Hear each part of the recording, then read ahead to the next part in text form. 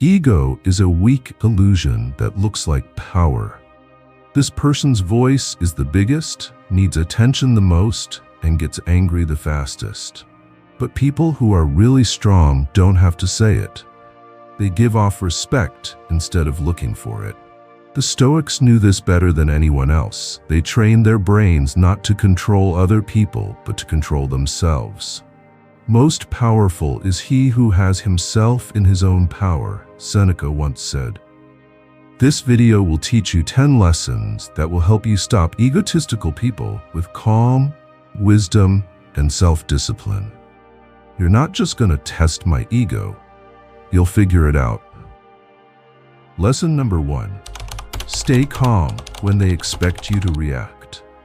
It is the goal of someone who is angry at you to get you to lose your balance. Their goal is to make you feel angry, frustrated, or guarded because that gives them power. It proves that they are in charge at the moment. The thing they don't understand, though, is that real power comes from being calm. When you don't say anything or move, you give them the fuel they need. Imagine how angry they are when you don't lose it like they thought you would, and instead just take a deep breath, keep your eyes still, and stay calm. They are more upset by the quiet than by any argument.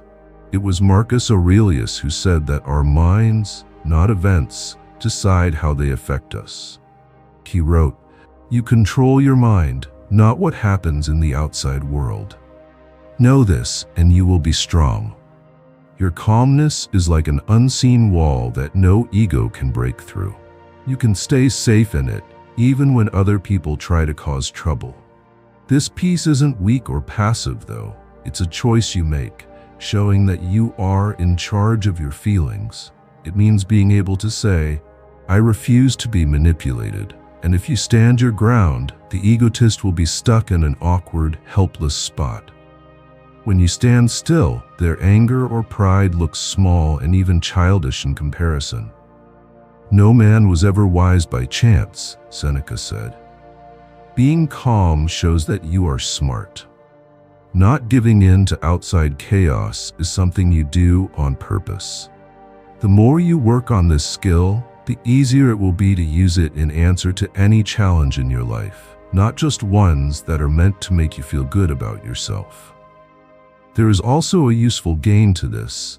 You lose power when you act without thinking. You might say things you wish you hadn't, or make things worse when they weren't necessary. When you stay cool, on the other hand, you become more clear. You are able to see through the ego's bluster and figure out what the attack is really about, which is usually nervousness, fear, or desperation. Just knowing this makes them less powerful over you.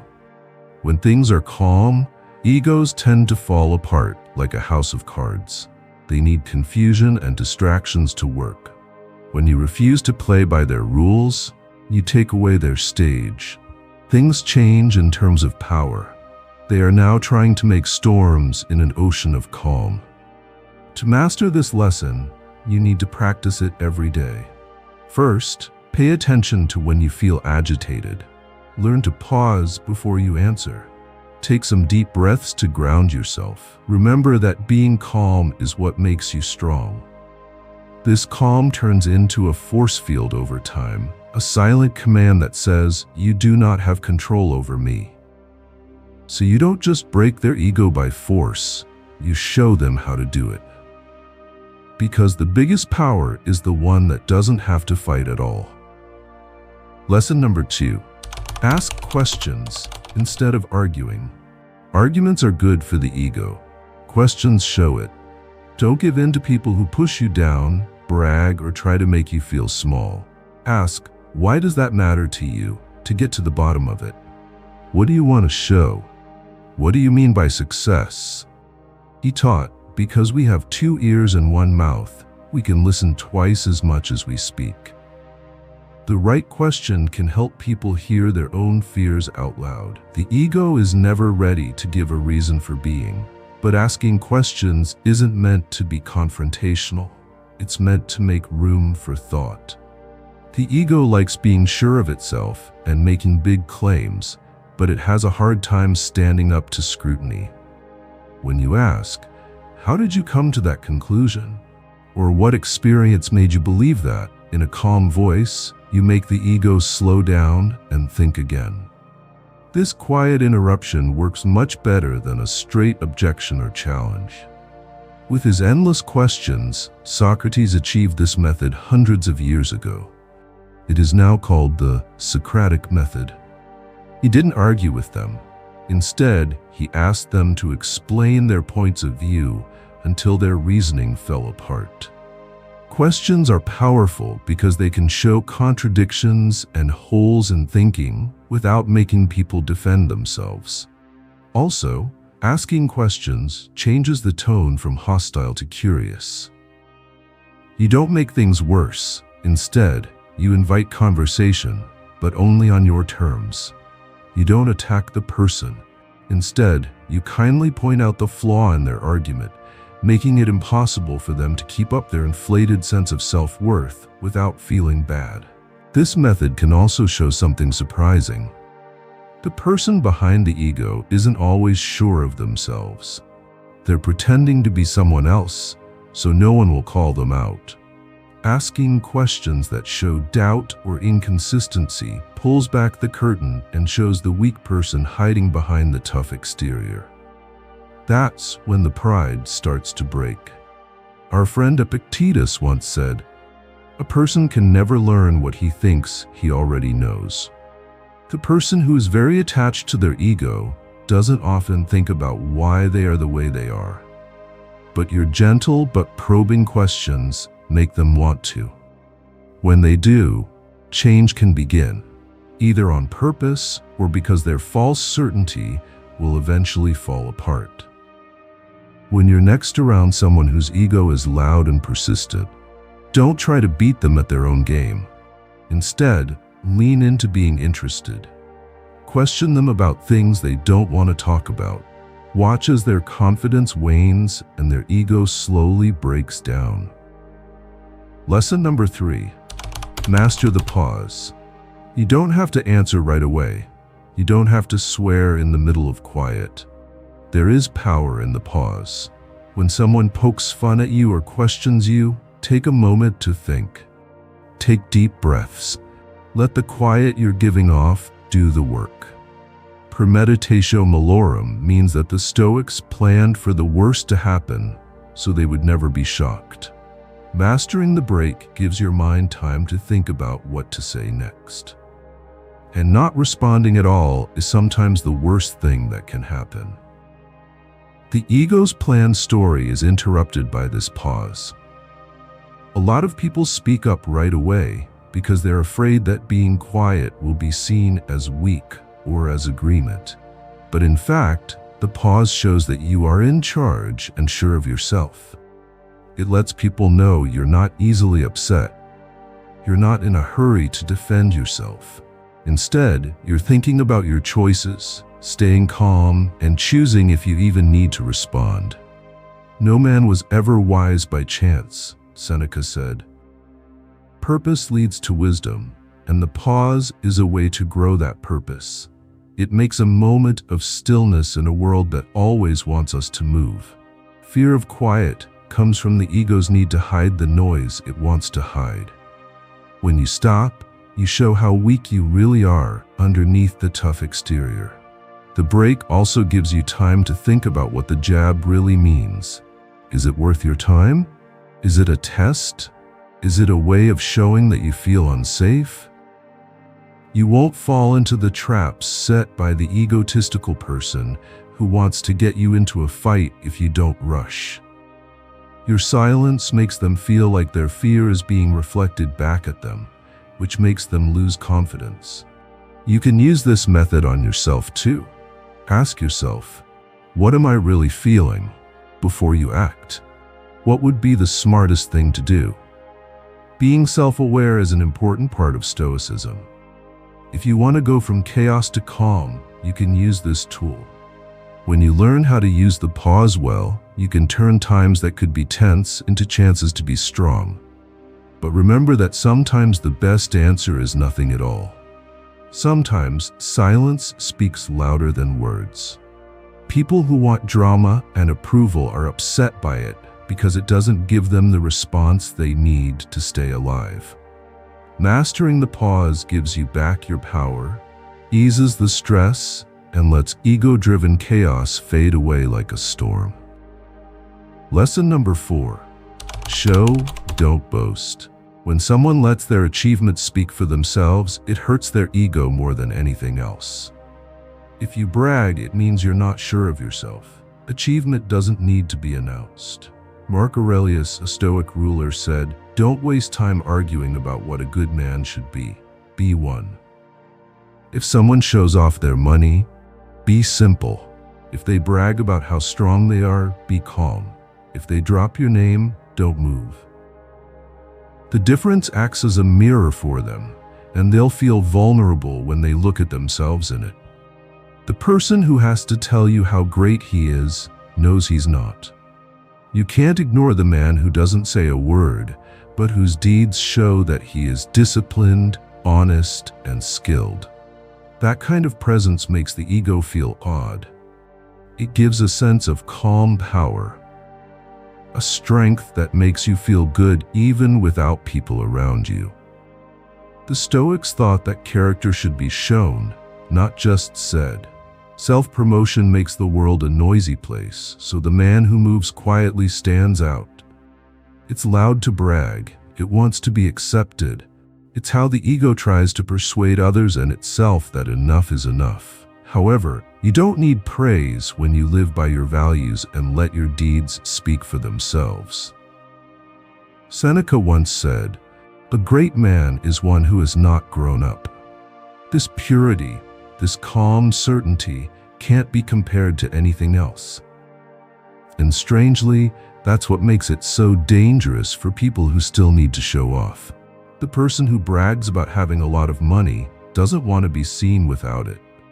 The man who brags about how strong he is afraid of being seen as weak. But when you are humble around someone who is proud, you show them what they're hiding. You don't call them out, you show them. And that hurts more than any insult. Not only does this rule apply to success, it also applies to pain. To be strong, you don't have to show how much you hurt. You don't have to explain your scars to show that you're better. The ego doesn't understand the language of quiet endurance through hardship.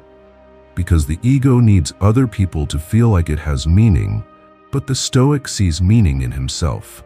Do not tell them who you are. Show them, not in a big way, not with the scream, but with a quiet ease, having a calm appearance, with self-control when irritated, kindness when things get tough, and strict rules when no one is around. Because it loves being in the center, the ego can't go there. Your life is enough proof that you don't need to win fights. Everything is clear from the difference between how still you are and how loud they are. Lesson number 5. Praise what they fear. An arrogant person is afraid of being forgotten, being wrong, or looking weak. That's why you should praise what they fear instead of what they expect. Give them praise for their humility, even if it's not there. Recognize that they are weak, even if they try to hide it. Why? Because it hits them where they feel most alone. The poor person is not the one who has too little, but the one who wants more, said Seneca. When you accept your flaws and bring out their hidden humanity, their inflated image struggles to stay in shape. Praise is often used to make someone feel good about themselves. But if you use it on purpose, it turns into a mirror. When someone lives for their ego, on power, image, and being better than others, they expect either respect or opposition. They don't expect disarming ease, though. When you praise something they inwardly fear, you mess up their whole sense of who they are. Tell the control freak, "I know how hard it is to trust other people sometimes. I really admire how hard you try." Even if you don't like it, it's brave to show vulnerability, you should tell the man who was bragging. These aren't rude comments. They're small acknowledgments that hurt the ego in the most painful ways.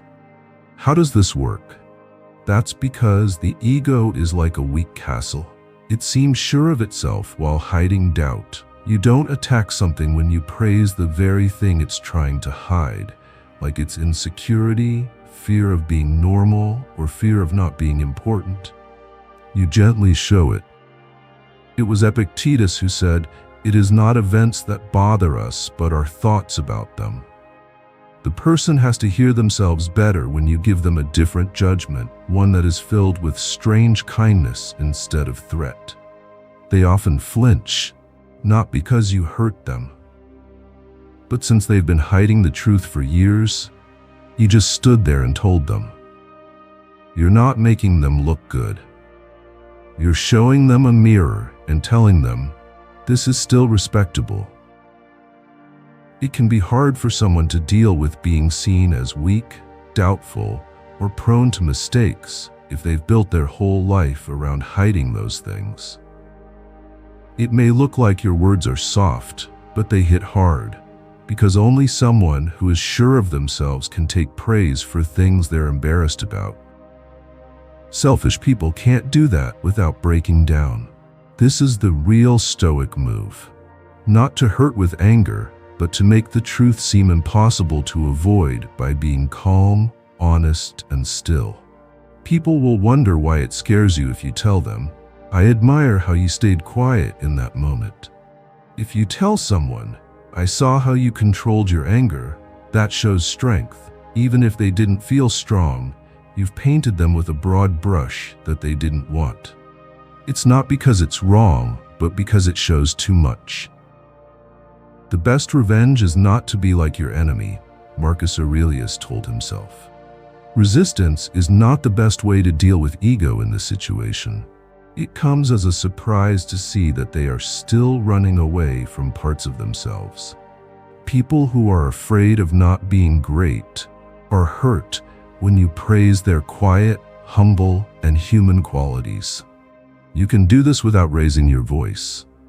And the most interesting thing, you win without having to fight.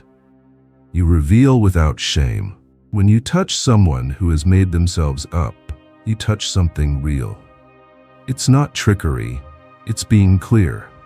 Someone is dangerous not because of how loud they fight, but because of how well they can see. Lesson number 6. Walk away first. Leaving a situation without drama, an explanation, or an apology is one of the best ways to calm people down. Being chased is good for the ego. When you calmly and purposefully walk away, it shows that the talk, or even the relationship, is not important to you. As a Stoic, I can teach you how to be detached. He said, freedom is the only worthwhile goal in life. We win by ignoring things that are out of our control. You are in charge when you walk away. They let their ego talk to itself. When you're left without peace, it hurts deeply inside. This is especially true for egotistical people who think everyone should be paying attention to them all the time. But if you choose to leave first, without making a fuss or being angry, you show an unbreakable form of power. Neutrality. Not being cold, but being clear. You're telling me this moment doesn't control me. This person doesn't make me whole. This disagreement doesn't make me who I am. Being detached in this way was a virtue for the Stoics, not a strategy. Marcus Aurelius thought, the best way to get back at someone who hurt you is to be unlike them. The current version of this advice is to walk away first. The game isn't played by you. You don't give up your honor for a few more seconds of being ignored, insulted, or used as a bait. You get up quietly and leave, because you won't give up your peace. This makes people uncomfortable whose identity depends on being in charge. The frame is held by the person who walks away, not because they won the fight, but because they didn't try to win it. When you don't answer, end the call, or show up to defend yourself again, the silence is stronger than any insult. And being still is killing you for someone whose ego feeds off of responses. It also shows a higher level of mastery, the skill to gracefully step away. Not because you are afraid or want to avoid something, but because you have thought about the moment and decided it is not worth your time or energy. Seneca once said, "No man is more unhappy than he who never faces trouble." That's because he can't prove himself. It's proof to walk away. Proof that you've dealt with ego problems, theirs or your own, and decided to be calm instead of angry. Think about how much energy is lost going back and forth that isn't needed. When you're trying to explain something to someone who won't listen. When defending yourself to someone who wants to get it wrong. You can get all that energy back by leaving first. It helps you remember that you don't have to stay for anyone else. It also puts the responsibility back on them, which is very strong. They're left alone in the theater where their own play is taking place. One of the first things that often breaks down the ego's mask is realizing that no one is watching, chasing, or trying to fix it. It's not an argument. There was no fight, just your quiet leaving. Leave first, not to punish, but to keep them safe. Not to show that you're better, but to make sure you're free. People who don't chase don't need anything. The person who doesn't need rules. Lesson number 7. Don't compete. Redefine the game. Your ego wants to compare things. It wants to win at a game it knows how to play. Money, looks, power, and influence. The Stoic doesn't act like that. Instead, you should change the terms. Not in terms of rank, but in terms of self-discipline. Not in how they look, but in peace. The Stoics looked up to Socrates, but people feared him not because he won arguments, but because he showed them they didn't understand what they thought they did. If your beliefs are different from theirs, they won't know how to compare themselves to you. In the end, they lose. The best way to get rid of an egotist is to refuse to fight them on the ground they've prepared. They want to feel good about themselves by winning over others and getting richer, louder, and more respected. What happens, though, when you no longer value what they're after? What takes place when you completely reject the scoreboard? Their ego falls apart in shock. The Stoic picks a different game, one that can't be seen and takes place inside. You don't show off your power, you know how to hold back. You don't want praise, you work on your character. When you stop reacting to what someone says and start reacting based on principle, the game changes. Though Epictetus said, "Wealth is not having many things, but having few wants." If that's how you measure success, then their medals don't mean anything. Someone who is obsessed with being noticed will find it unsettling that you don't care about your standing. You become the window through which their beliefs appear weak. When someone brags about their accomplishments and you calmly change the subject to virtue, stillness, or wisdom, it changes the story. They can't beat you because you're not a rival. They can't impress you because you're not an audience. You tell me that peace isn't being in charge, but being a part. It's not passive. To do this is a strong act of mental revolt. Egotists need to feel insecure and compare themselves to others in order to feel important. When you change the rules of the game, you break that loop. They can't pick up on the frequency you work on. You don't rise above them, you rise above their reach. Marcus Aurelius, who was ruler of Rome and a practicing Stoic, lived by this idea while he was in charge. He was in charge of a kingdom, but he wrote a lot about being humble, living a simple life, and not giving in to the urge to be praised. He wrote, "Receive without pride, let go without attachment." Think about how annoying that must have been for people who wanted to impress him, trick him, or beat him. He didn't answer. He went beyond. Just because you're better at their game doesn't mean you can beat them. To beat them, you have to show that you're not good at the game. You stay calm in life, not caring about what other people think or feel. Your own inner sense guides you. They will have nothing left to fight you with when you no longer need their support or want what they have. Don't play with them. Define it again. Only compete to see who can be the most focused, calm, and free-thinking. The egotist will never even make it to that game. Lesson number 8. Let boundaries speak louder than words. There's nothing you need to prove. Limits should be set. Follow them regularly and quietly. The ego is loud because it wants to be heard. It starts to break when you clearly say no to that access, not in a mean way. You don't have to turn this into something Marcus Aurelius told himself every day. You don't have to be upset about it. Avoid being there when people don't respect your presence. The best line is the one you don't say anything about. This is what the egotist loves: responses. They trick, bait, and threaten, not always out of spite, but always because they want to feel strong. When you say no, they want to know why. They expect to be able to negotiate after you leave. But a Stoic knows that the truth doesn't need to be told. It just stands. Setting limits isn't a mean thing to do. It's about being in sync with your beliefs, your time, and your peace. As soon as you say what your limits are, you open the door to discussion. This is a chance for the egotist. But when you set your limit once and then don't talk about it again, it makes them nervous. They know they can't keep you in line, that they can't get to your mental dashboard. Seneca said, "Be around people who will make you better. Welcome people who can help you get better." The process works both ways. So a Stoic border isn't meant to keep people out. It's meant to let the right energy in. The line you draw is not meant to punish, but to protect what is holy, your inner order. It's easier to get the message across when you don't apologize, explain too much, or soften your no. This space is not available to be manipulated.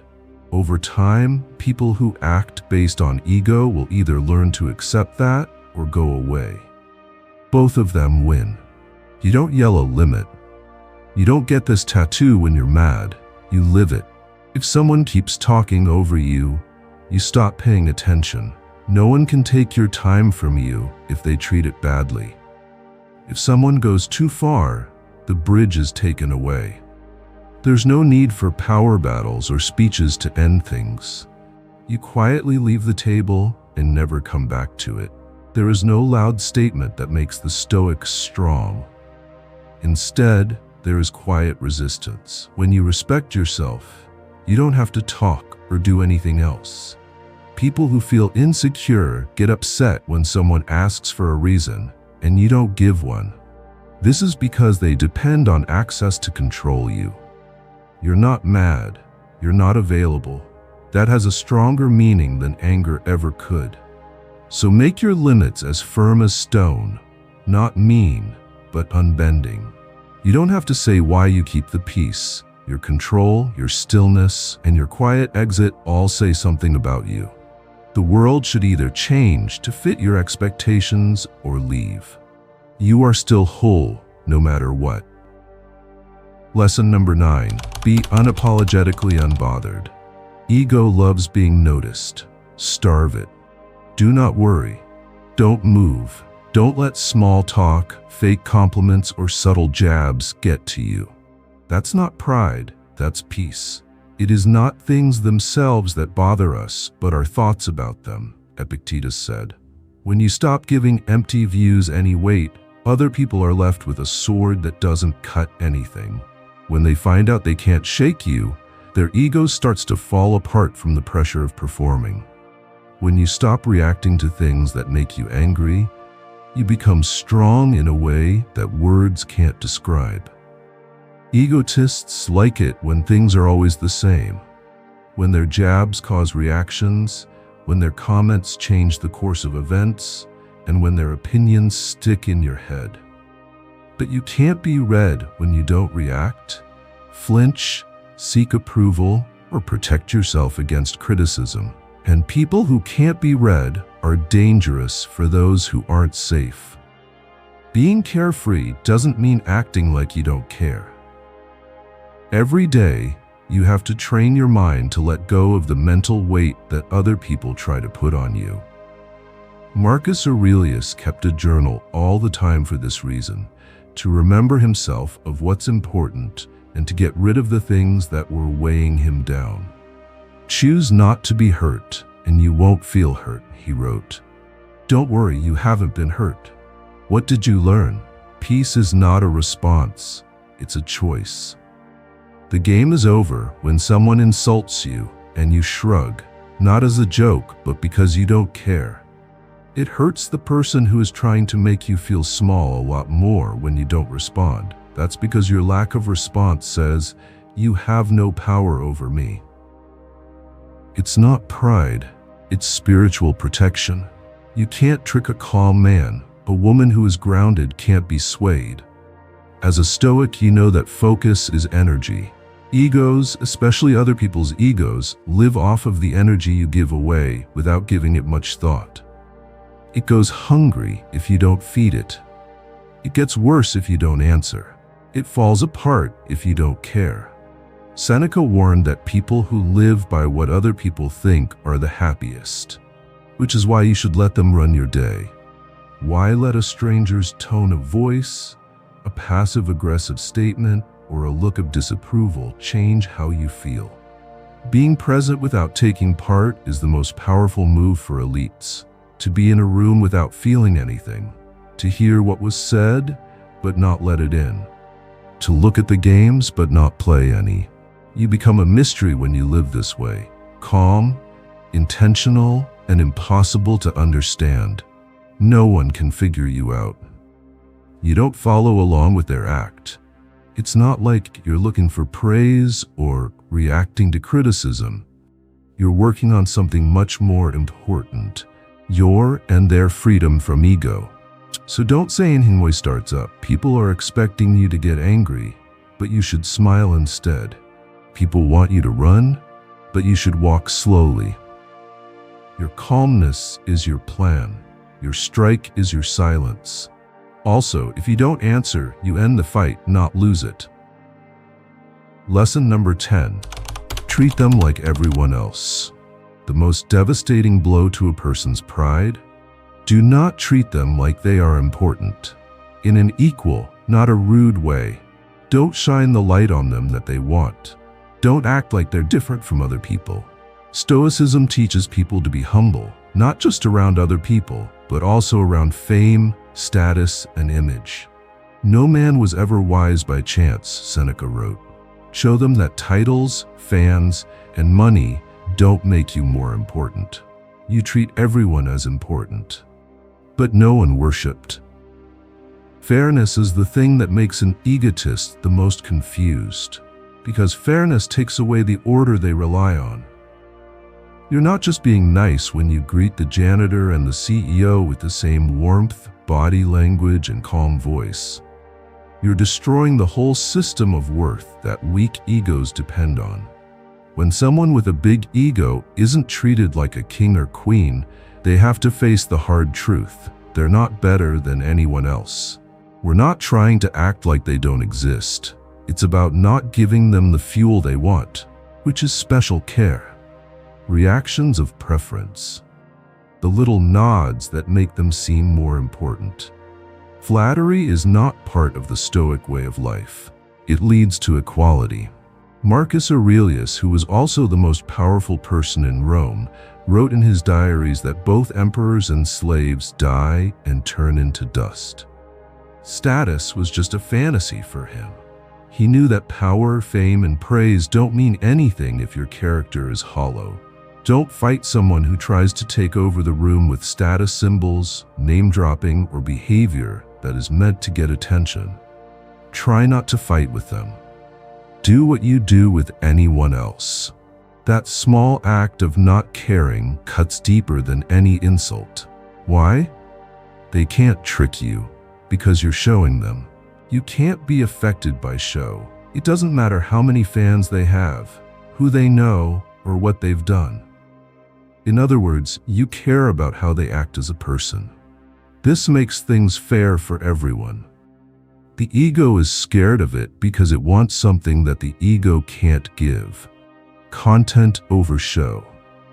And the truth is that important people don't need praise. Because they've already done the work inside, they don't ask for special care. But people who count on approval from others fall apart when they don't get it. That weakness is clear from the way you treat everyone equally and calmly without saying a word. There's also a greater change that takes place in you. You are free when you stop putting other people above or below you, not bound by jealousy, flattery, or fear. You don't ride your feelings like a seesaw. You walk through the world on flat ground. Real respect comes from not putting other people down, but from never putting yourself above the truth. So keep your eyes still. Do not be afraid to say hello. Respect everyone, no matter how loud they are or how quiet they are. This person with ego might laugh, frown, or leave. Let them, since you're not playing their game. The Stoics lived by a deeper rule that no ego can survive in. All souls are equal and wisdom itself is worshipped. You don't have to crush someone to break their ego. All you have to do is stand in truth while they chase lies. You don't play the game. You don't try to stop the noise. You just last longer. Stoics knew that real power doesn't roar, it lasts. Don't talk as much. Look around more. Don't move around. Don't forget that the more you master yourself, the more the people around you will fall apart on their own.